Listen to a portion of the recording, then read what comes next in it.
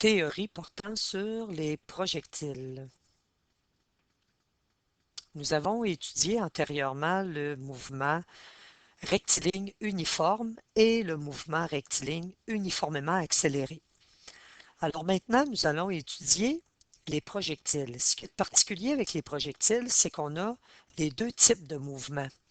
Et ces mouvements-là sont indépendants l'un par rapport à l'autre. Donc, on a un mouvement horizontal qui est fait selon l'axe des X et un mouvement qui est vertical qui est fait selon l'axe des Y.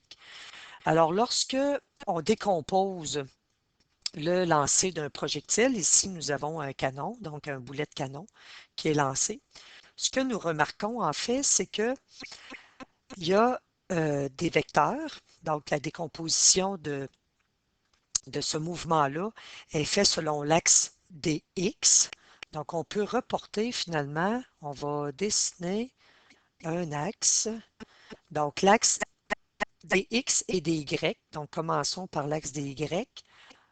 Alors, on va se reporter de cette manière. Ça, c'est l'axe des Y, donc le déplacement en Y. Et ça, c'est l'axe des X, donc le déplacement en X. Ce que nous pouvons remarquer, c'est la chose suivante.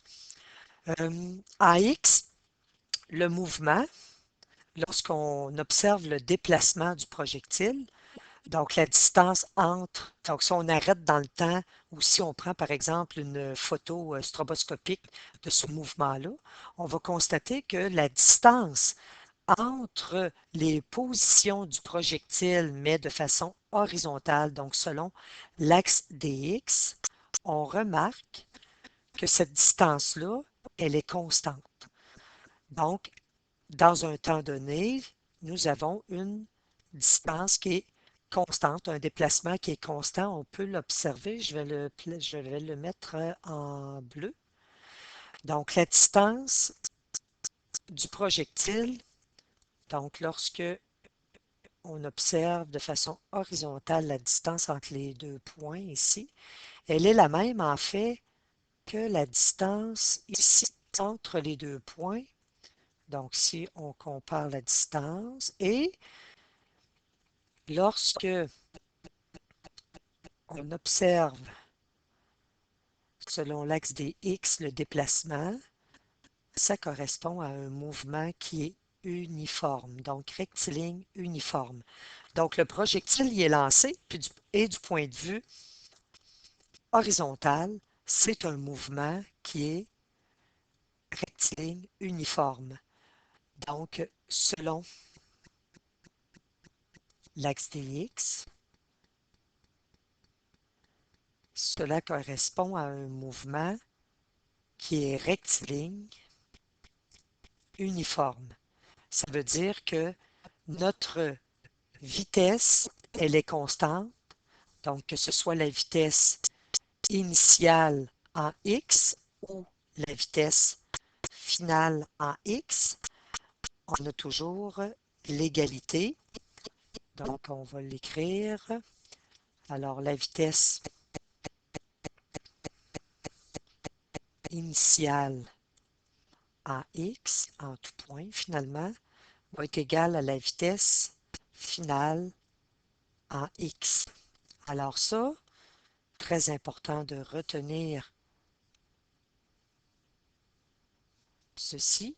Alors, c'est un mouvement rectiligne uniforme selon l'axe des X. Donc, selon l'axe des X, j'ai oublié de le mentionner, là. Donc, selon l'axe des X, donc mouvement horizontal, donc à l'horizontale, nous avons une vitesse constante. Donc, à retenir. Maintenant, pour ce qui est du vecteur selon l'axe des Y, nous remarquons la chose suivante. Donc, si on regarde la distance, parce que le projectile, finalement, il se déplace selon l'axe des X, mais il se déplace aussi selon l'axe des Y. Alors, selon l'axe des Y, si on regarde la distance entre deux positions du projectile, donc ici, j'ai ma position, et là, dans le temps, j'ai une deuxième position et ainsi de suite.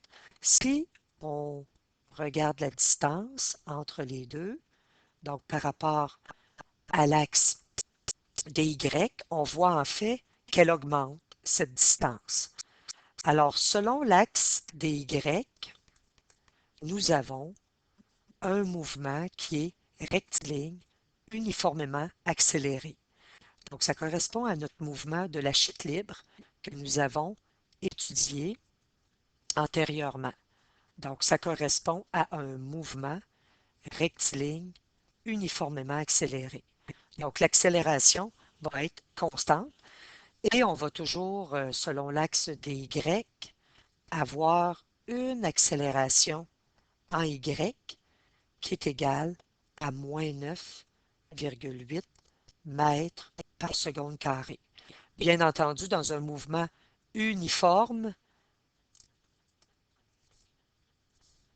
avec vitesse constante, on sait que l'accélération à ce moment-là va être nulle.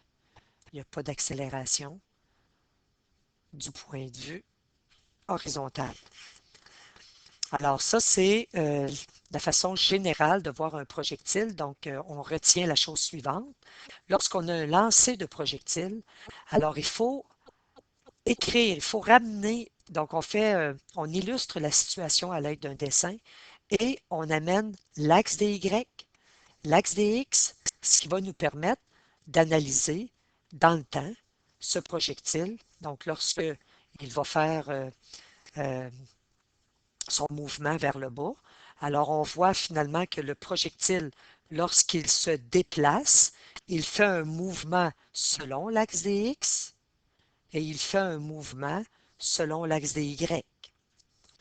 Et selon l'axe des X, c'est un mouvement rectiligne uniforme, vitesse constante, pas d'accélération.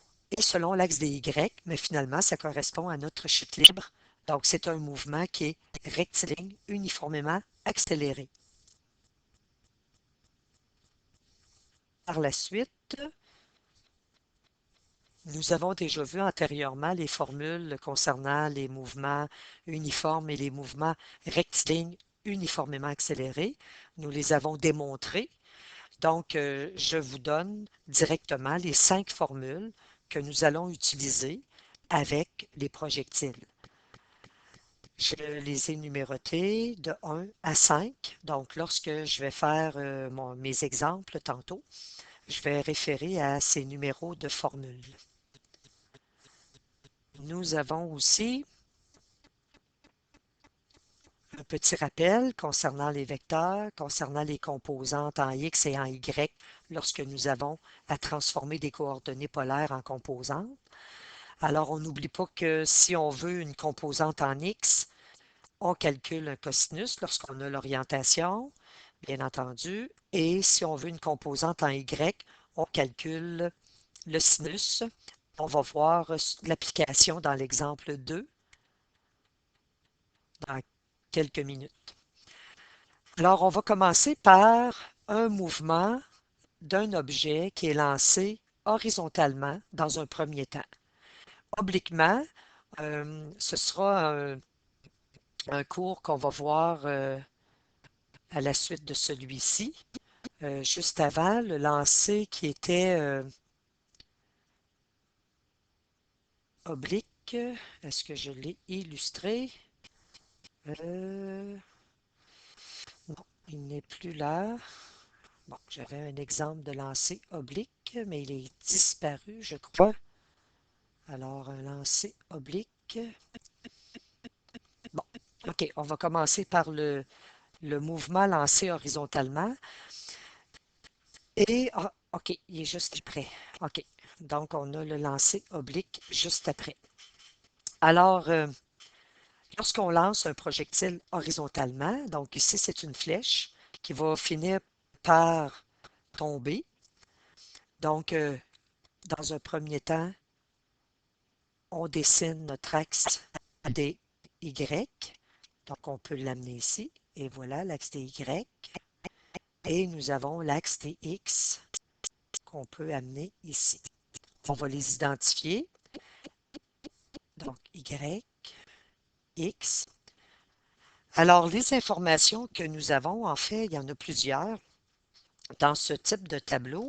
C'est un tableau assez général que je vais faire. Alors, c'est le temps initial pour le lancer du projectile, donc la variable du temps, initialement, va correspondre à 0 secondes. Alors, dans les formules, les 5 formules, on ne voit pas le TI ni le TF, mais on sait que TF moins TI va donner le delta T.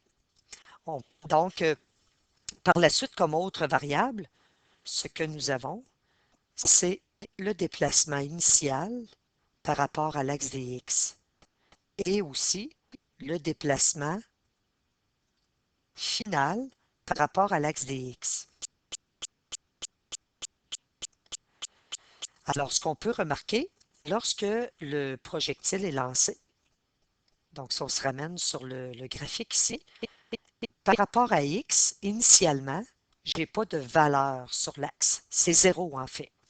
Alors, le projectile qui va être lancé horizontalement, nous allons avoir 0 mètres de déplacement horizontal initial. Pour le déplacement final par rapport à X, lorsque l'objet aura terminé sa course, alors ici, on va avoir la correspondance du X final. Donc, on pourra ici l'évaluer si on nous le demande avec les formules et ça va nous donner le déplacement horizontal du projectile. Ensuite, nous avons la position initiale par rapport à Y. Alors ici, si on avait par exemple la hauteur, la, donc ici du projectile, donc ça correspondrait à la distance du projectile, mais selon l'axe des Y. Et ce serait la distance initiale par rapport à Y. Ensuite, toujours par rapport à Y, si notre projectile fait une course complète, donc, et qui se trouve par terre, on aura à ce moment-là, par rapport à Y, une valeur qui va être de 0 mètre. Mais je ne vais pas l'écrire euh, parce que souvent, on va arrêter plutôt le projectile à la mi-course ou dans le temps. On va l'arrêter à un endroit, donc que ce soit ici, des positions intermédiaires avant d'arriver au sol. Donc, si on a un projectile qui est en position intermédiaire avant d'arriver au sol, il a donc une composante en X et une composante en Y. Mais en, mais en fait, si le projectile fait complètement sa course et se retrouve par terre, c'est vrai qu'on va retrouver un 0 mètre pour la valeur en Y finale. Par la suite, on parle des vitesses. Les vitesses, en fait, par rapport à X, il y en a deux. Nous avons la vitesse initiale et la vitesse finale en X. Mais ce que nous avons inscrit dans la théorie qui est juste dans les pages qui sont précédentes, nous avons écrit que en tout temps, et ça, faut s'en rappeler, de façon horizontale, c'est un mouvement uniforme, donc en tout temps, les vitesses en X sont égales. Donc la vitesse en X, c'est la même valeur qu'on retrouve, que ce soit initiale ou finale. Donc si on nous la donne, cette vitesse-là, par exemple, la vitesse initiale en X, c'est la vitesse avec laquelle le projectile va avoir été lancé. Alors, si on connaît sa valeur, la vitesse finale en X aura la même valeur. Il faut penser aussi à la vitesse selon Y maintenant. Donc, la vitesse initiale en Y et la vitesse finale en Y. Alors, de faire un tableau comme celui-ci, ça nous aide à nous retrouver avec les variables. Il y en a plusieurs. En Y, c'est une chute libre. On l'a vu dans les pages précédentes. Et la chute libre, c'est un mouvement rectiligne uniformément accéléré. Et donc, en chute libre, la vitesse initiale par rapport à Y est de 0 mètres par seconde. Et on sait que dans le temps, la vitesse va augmenter. C'est un mouvement qui est rectiligne uniformément accéléré. Donc, la vitesse va augmenter Et juste avant de toucher le sol, la vitesse va être à son maximum. Donc, elle ne sera pas nulle. La vitesse finale en Y ne sera pas nulle parce que c'est juste avant de toucher le sol. L'accélération, ce n'est pas nécessaire de l'inscrire à chaque fois par rapport à X. Comme c'est un mouvement qui est uniforme, elle est de 0 mètres par seconde carré. Et l'accélération par rapport à Y, c'est toujours notre moins 9,8 mètres par seconde carré, donc la même valeur que nous avons trouvée lors de l'étude de la chute libre. Maintenant, pour faire le tableau général d'un mouvement d'un objet qui est lancé obliquement. On va faire le tableau général dans ce cours-ci, mais les exercices en lien avec ça seront dans un autre cours. Donc, un objet qui est lancé obliquement peut être lancé du sol, par exemple. Alors, c'est comme les ballons qu'on retrouve au sol et qu'on va botter, tout simplement. Donc, c'est un exemple de lancer oblique. Alors, le ballon va faire une trajectoire qui va ressembler à une parabole, finalement, et va retomber de cette manière. Alors, nous avons notre axe. On va aller localiser nos axes. Nous avons l'axe des Y. On va le prolonger. Et nous avons l'axe des X. Alors, ce mouvement-là, lorsque on veut se faire un tableau général, alors nous avons le temps initial, donc qui est 0 secondes. Donc, ça va nous donner un tableau général. Nous avons par la suite le temps final dans le tableau qu'on ne connaît pas, qu'on peut nous demander de calculer. La position initiale par rapport à X. Alors, allons tout de suite voir. Le ballon, s'il part d'ici, alors il n'y a aucune valeur par rapport à X. Alors, la position initiale par rapport à X est toujours de 0 mètres. La position finale par rapport à X, en fait, ça va correspondre. On a un autre terme pour donner, pour représenter cette distance-là, c'est la portée. Donc, la portée de notre projectile. Donc, celle-là, elle est égale à, donc le x final, il est égal à cette mesure-là sur l'axe des x. Maintenant, par rapport à y. Par rapport à y, notre projectile, lorsqu'il est lancé initialement, on peut voir ici, regardez, sur l'axe des y, ça correspond au point à 0 en fait, donc à 0 mètre.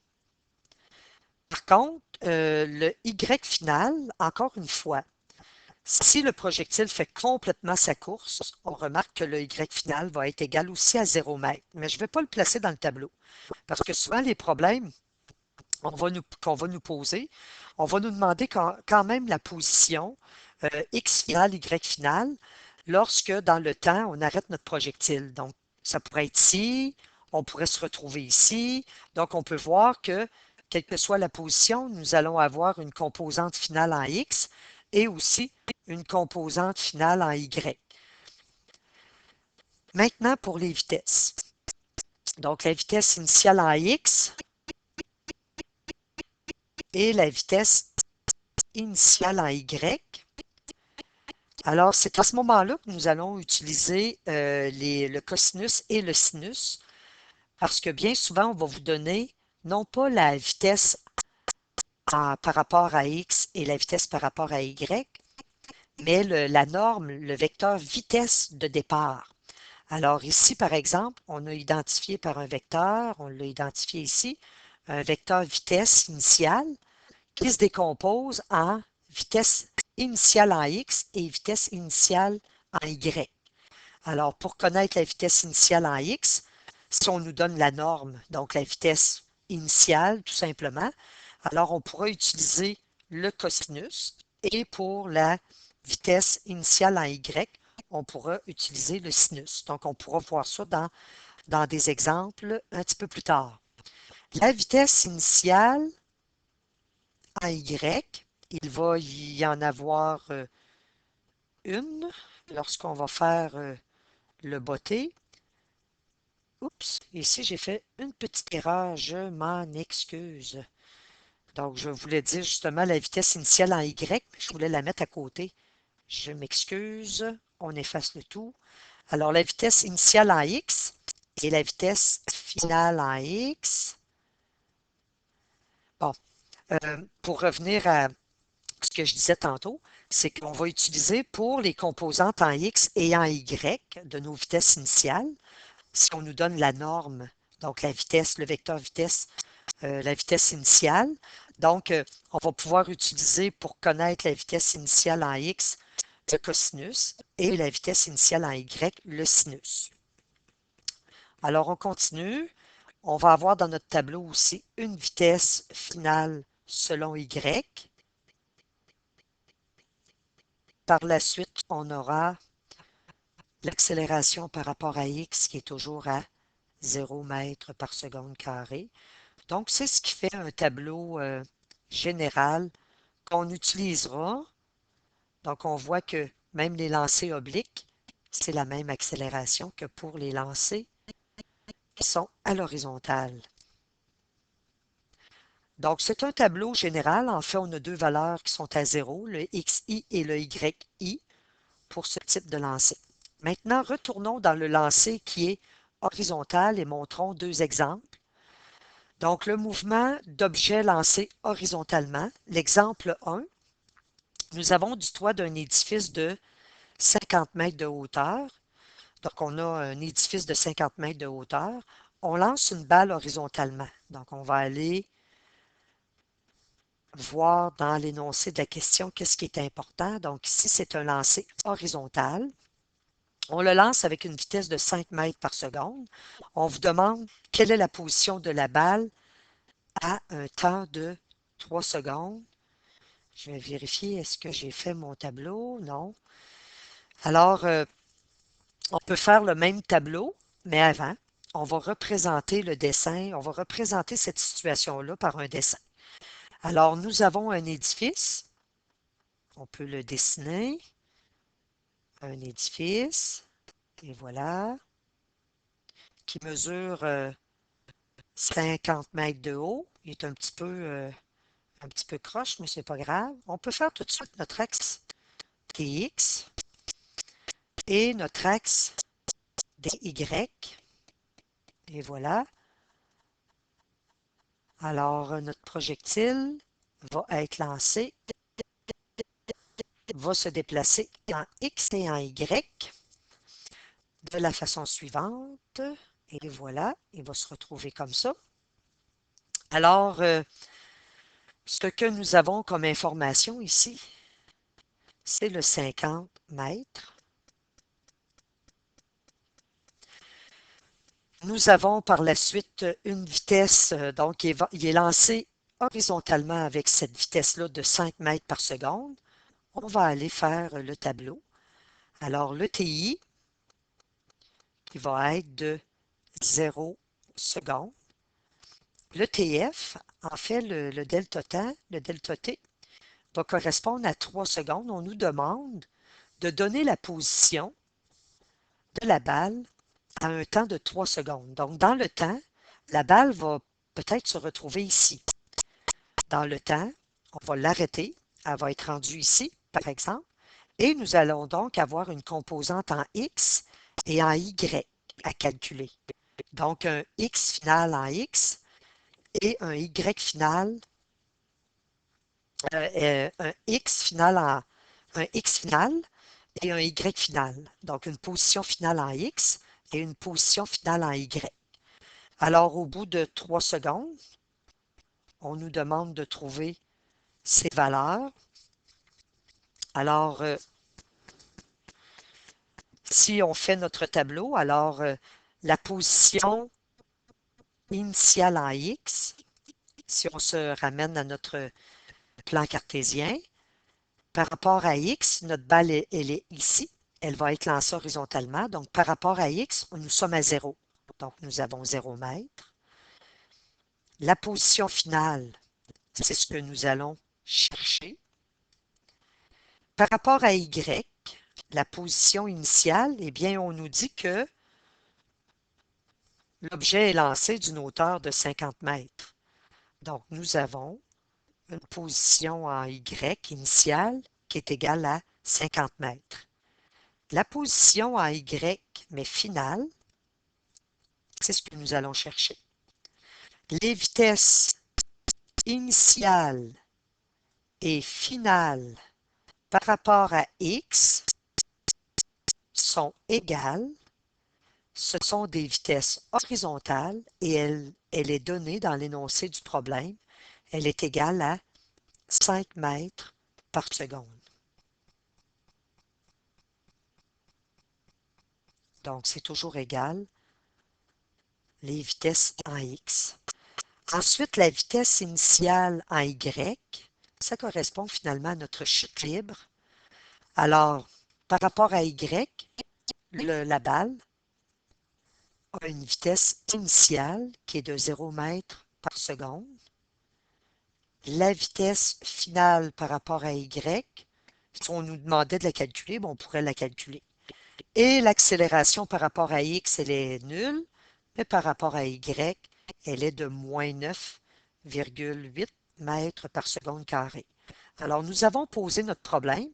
Maintenant, allons voir les différentes formules qui pourraient nous donner ce que nous cherchons. En fait, nous cherchons la position finale en X et nous cherchons la position finale en Y. Donc, ça veut dire la valeur ici, qui est notre position finale en X. Donc, ici, la position finale en X. Et ici, la position finale en Y. Donc, la position finale en Y.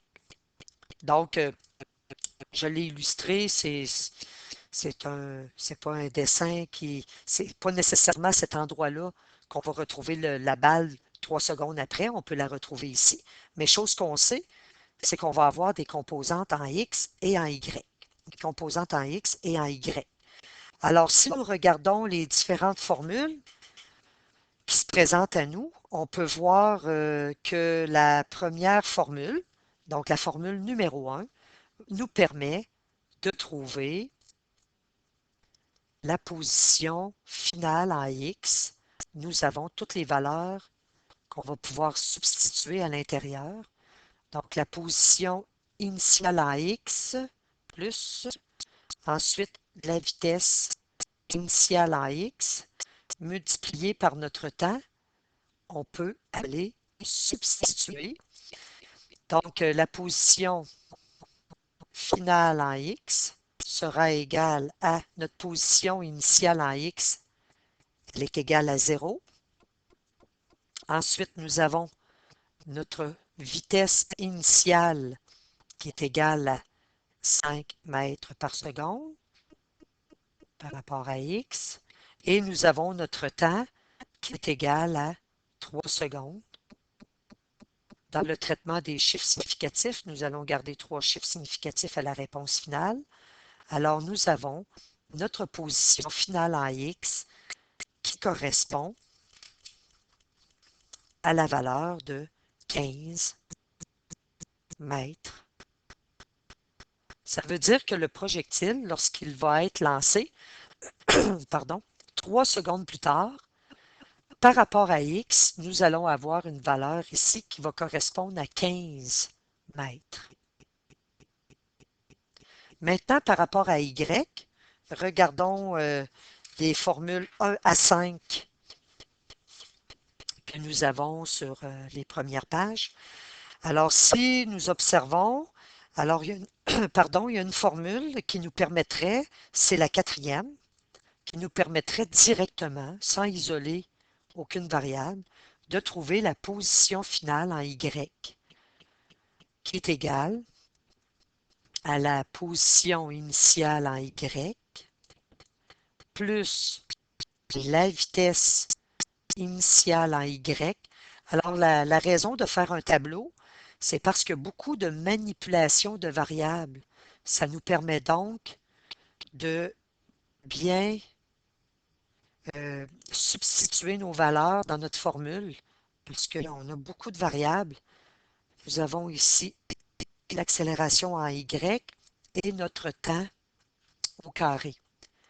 Alors, en substituant toutes nos valeurs, alors notre position initiale en Y était de 50 mètres, plus nous avions notre vitesse initiale en Y qui est 0, donc 0 fois le delta T, nous allons avoir au total 0, plus nous avons le 1/2 fois notre moins 9,8 mètres par seconde carré, multiplié par notre 3 secondes au carré. Ce qui va nous donner un déplacement final en Y qui va être égal à 5,9 mètres. Donc, ça veut dire que par rapport à Y, nous sommes rendus à, donc c'était pas réaliste mon dessin, là, finalement, on va se retrouver au bout de 3 secondes, on va se retrouver un petit peu plus bas que ce point-là, c'est sûr et certain, parce que nous avons 50 mètres et nous sommes rendus maintenant, nous avons, mais finalement c'est assez réaliste parce que nous avons descendu finalement de 5,90 mètres, tout simplement. Passons au deuxième exemple. Le deuxième exemple, nous avons encore un édifice. Nous allons représenter la situation. Alors, de la même façon, nous avons notre édifice. On va changer de couleur. Donc, l'édifice de 50 mètres, on va le dessiner.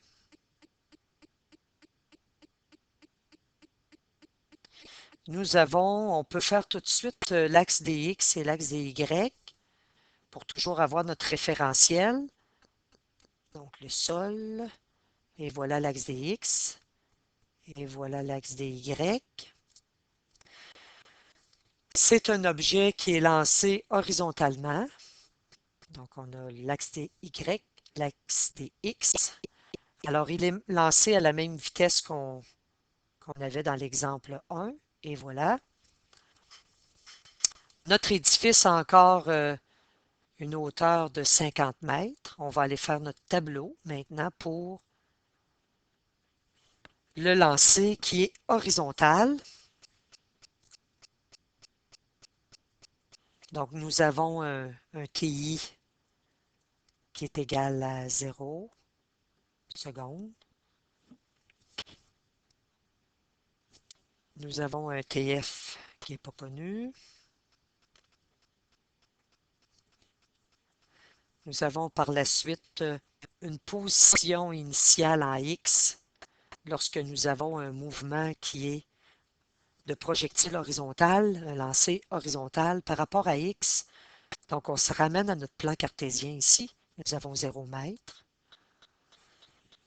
Ensuite, la position finale en X, on va sûrement nous la demander. Ensuite, nous avons nos positions en Y, donc initiale, ça correspond à 50 mètres. La finale, le Y final. Bon, ici, est-ce qu'on arrête dans le temps? Si on lit notre question, on vous dit du toit d'un édifice de 50 mètres de hauteur, on lance une balle horizontalement avec une vitesse de 5 mètres par seconde. On nous demande combien de temps va-t-elle prendre pour toucher le sol? On nous demande à quelle distance de l'édifice va-t-elle toucher le sol? Donc, en fait, A, B et même C, ça correspond à un mouvement complet de notre projectile. Alors, il va se retrouver vraiment ici par terre, au sol. Donc, la position finale en Y va être de 0 mètre.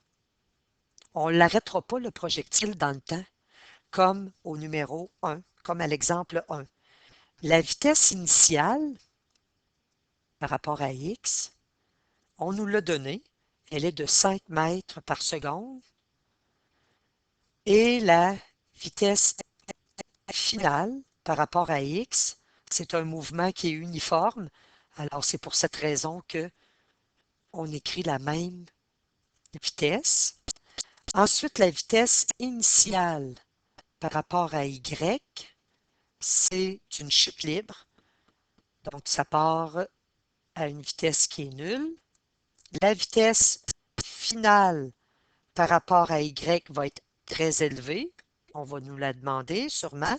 Et nous avons nos vecteurs accélération. Donc, par rapport à x, c'est 0. Par rapport à y, c'est moins 9,8 mètres par seconde carrée. En A, alors là, nous avons notre tableau. En A, on nous demande combien de temps prend-elle pour toucher le sol. Donc, c'est le temps où la balle va partir et qu'elle va arriver au sol. Alors, c'est ce qu'on veut trouver. Si nous regardons les différentes équations dans le tableau, en fait, on peut constater que la numéro 4 nous donnerait, lorsqu'on va aller isoler, le temps. Alors, la numéro 4, on va faire la solution en rouge. La numéro 4 va nous permettre, on a tout ce qu'il faut, on regarde nos variables. Donc, la numéro 4 avec le y final qui est égal à y initial plus la vitesse initiale en y fois le delta t plus une demi l'accélération en y et le delta t au carré. On va pouvoir aller isoler le delta t. Vous allez voir, ça va se faire relativement bien. Alors, tout ce qu'on a dans notre tableau, on peut substituer tout de suite et isoler par la suite. Le y final est égal à 0. Je vais laisser tomber les unités. Le y initial, il est de 50 mètres. Oups, je vais oublier mes chiffres significatifs tantôt. Ensuite, vous avez la vitesse initiale en y, elle est égale à 0. Donc, 0 fois le delta t, nous allons avoir un 0 ici, plus notre 1 demi, notre moins 9,8 mètres par seconde carré, multiplié par notre delta t au carré. Donc, c'est le delta t que nous cherchons. Après avoir isolé, vous allez trouver un delta t qui va correspondre à 3,19. Donc, le delta t va être égal à 3,19 secondes. On peut aller reporter cette valeur-là. Donc, nous avons notre 3,19. En fait, comme on avait un TI qu'on a fixé à 0 secondes, ben, TF moins TI donne le delta T. Donc, 3,19 moins 0 donne le delta T. Et ça donne 3,19. Par la suite, donc là, on vient de répondre en A, on vient de répondre à la question de A, qu'on retrouve en A. En B, on dit à quelle distance de l'édifice la balle touche-t-elle le sol? Alors, c'est cette distance-là. Donc, c'est un x final qu'on veut trouver. Donc, une distance par rapport à x, mais qui est finale. Alors, lorsque nous regardons les différentes formules, nous en avons une qui nous donne directement la position finale en x, et c'est la formule numéro 1. Donc, en B, on va étendre la page. Donc, en B,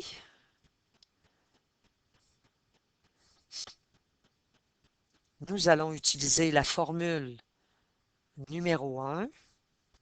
Elle va nous donner directement notre position finale en x qui est égale à la position initiale en x plus la vitesse initiale en x multiplié par le delta t. Maintenant, nous avons notre delta t. C'est bien d'aller le reporter dans le tableau. Ce qu'on a trouvé en A, nous sommes allés le placer ici. Donc, ça peut servir. On peut le voir ici que ça va servir. Alors, nous avons notre x final qui va être égal à notre x initial dans notre tableau correspondait à 0 mètres, plus la vitesse initiale par rapport à x qui correspondait à 5 mètres par seconde, multiplié par notre temps qui était de 3,19, ce qui va nous donner une position finale en x qui est égale à 16 mètres lorsqu'on arrondit et qu'on garde 3 chiffres significatifs. Alors, on peut aller reporter dans le tableau. On connaît vraiment la distance par rapport à x qui est de 16 mètres. Ça nous donne une valeur de plus. Et en C, on nous demande quelle est la grandeur, la norme de la vitesse. Alors, c'est là qu'on va faire un petit peu de calcul de composantes au niveau du vecteur. On veut le vecteur vitesse, donc on nous demande quelle est la grandeur, la norme, et un vecteur, on sait que c'est toujours accompagné de son orientation. Alors, on va aller décomposer. Lorsque, dans notre chute de notre projectile, juste avant de frapper le sol, nous avons un vecteur vitesse ici qui se décompose en fait en vecteur vitesse par rapport à x, par rapport à y, pardon, et par rapport à x. Donc, c'est la décomposition vectorielle de ce vecteur-là. On peut même déplacer ce vecteur ici. Donc, on peut le déplacer. Je vais l'effacer. On peut le déplacer et le positionner. On va refaire la petite courbe et le positionner tout simplement ici. Donc, nous avons un vecteur par rapport, donc un déplacement, une vitesse par rapport à y et une vitesse par rapport à x. Donc, finale, bien entendu, donc des vitesses finales par rapport à y et une vitesse finale par rapport à x. Alors, nous, ce qu'on veut, lorsqu'on parle de normes, c'est l'hypoténuse, finalement, de ce triangle-là. On va aller le faire un peu plus gros. Donc, on se ramène à notre exemple. Donc, si on veut le faire un petit peu plus gros, ce que nous avons, je vais le représenter de cette manière. Alors, le projectile arrive de cette manière au sol. Donc, juste avant de toucher le sol, nous avons le vecteur. Donc, je vais le sortir, ce vecteur-là. Vitesse, c'est celui-là que nous cherchons. Il se décompose en un vecteur vitesse par rapport à x et un vecteur vitesse par rapport à y. Ce que nous donnent les formules, c'est justement ces valeurs-là, donc une vitesse finale par rapport à x et une vitesse finale par rapport à y. Alors, pour répondre à C, nous allons dans un premier temps calculer la vitesse finale en y. La vitesse initiale en y, on n'a pas besoin. La vitesse finale en y, on va la calculer, mais la vitesse finale en x, on n'a pas besoin de la calculer. C'est toujours la même valeur. C'est 5 mètres par seconde. Donc, il nous reste tout simplement à calculer la vitesse finale en y. Et si vous regardez les formules, la vitesse finale par rapport à y, la formule numéro 2 convient parfaitement. Donc, avec la formule numéro 2, on peut la calculer. Cette composante-là de vitesse en y, c'est égal à la vitesse initiale par rapport à y plus l'accélération par rapport à y, delta t. Donc, on peut substituer. Notre vitesse initiale par rapport à y est égale à 0, plus l'accélération qui est de moins 9 31,8 mètres par seconde carrée, multiplié par le temps qu'on avait calculé juste avant, ce qui va nous donner, et c'est tout à fait normal, une valeur négative, puisque la vitesse par rapport à y, le vecteur il est dans le sens contraire de l'axe des y. Donc, nous avons cette valeur-là de vitesse finale en y. Donc, finalement, ce qu'on vient de calculer, c'est tout simplement cette vitesse-là. Donc, par rapport à y, on voit que le mouvement il est dans le sens contraire de l'axe des y. Alors, c'est la raison pour laquelle nous avons un moins. Nous avons donc notre composante de vitesse par rapport à y. Nous connaissons aussi la composante finale par rapport à x qu'on n'a pas eu besoin de calculer, qui est égale à 5 mètres par seconde. Alors, pour connaître la norme de la vitesse finale, ici, donc le V, on va l'appeler V finale, nous allons faire un Pythagore, parce que la vitesse finale en x, elle est ici, elle est égale à notre 5 mètres par seconde, et notre vitesse finale en y, elle est de moins 31,3 mètres par seconde. On peut voir un Pythagore, notre angle de 90 degrés est ici. Alors, on va utiliser Pythagore, la vitesse finale au carré, qui est notre norme. Elle est égale à la vitesse finale par rapport à x au carré, plus la vitesse finale par rapport à y au carré. Nous, on veut simplement la vitesse finale. Alors, on va substituer nos valeurs. Ici, nous allons avoir 5 au carré plus 31,3 au carré, ce qui va nous donner une vitesse, une norme qui va être égale, donc la vitesse finale, c'est ce qu'on cherchait, donc c'est la norme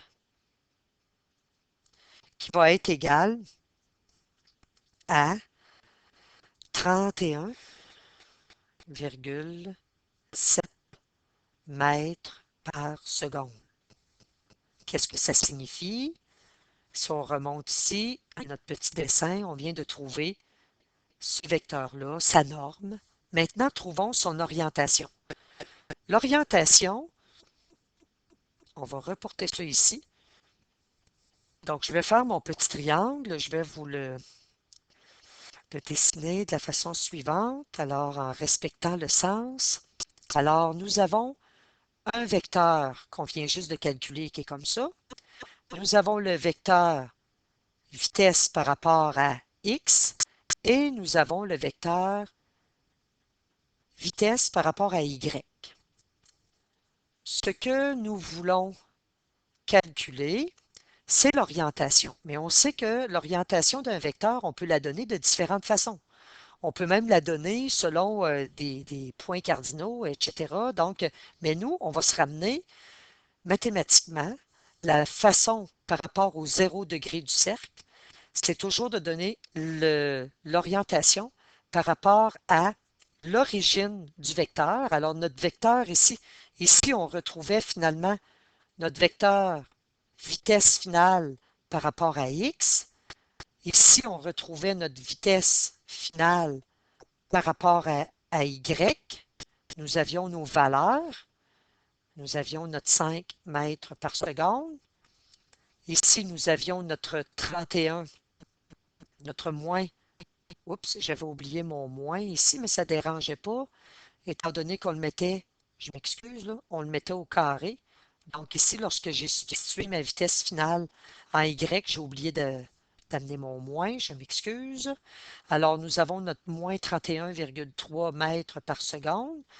Ce qu'on vient de trouver, nous, c'est ce vecteur-là, la norme, qui est 31,7 mètres par seconde. Donc, c'est ce que nous avons. Eh bien, pour calculer l'orientation, on va se ramener à notre 0 du cercle, le 0 degré du cercle, je vais le tracer. Je vais tracer ici une ligne sur mon vecteur vitesse en lien avec X. Alors, le 0 degré du cercle, on va vraiment partir de l'origine de notre vecteur. Ça, c'est le 0 degré du cercle. Alors, nous allons calculer cet angle-là ici. Donc, c'est l'orientation qu'on va trouver, donc le θ, l'angle θ. Nous avons, bon, on a le choix. On peut utiliser une tangente, on peut utiliser un sinus, un cosinus, peu importe. Nous avons les trois mesures des côtés de notre triangle. Moi, je vais y aller avec une tangente. Alors, la tangente de l'angle qui va être égale, donc la tangente, c'est le côté opposé qui correspond finalement à la vitesse finale en Y sur le côté adjacent à l'angle. Lorsque nous allons substituer, donc la tangente va être égale à, donc ici par rapport à Y, nous avions notre valeur qui était de moins 31,3 divisé par notre 5, donc ce sont des mètres par seconde, bien entendu.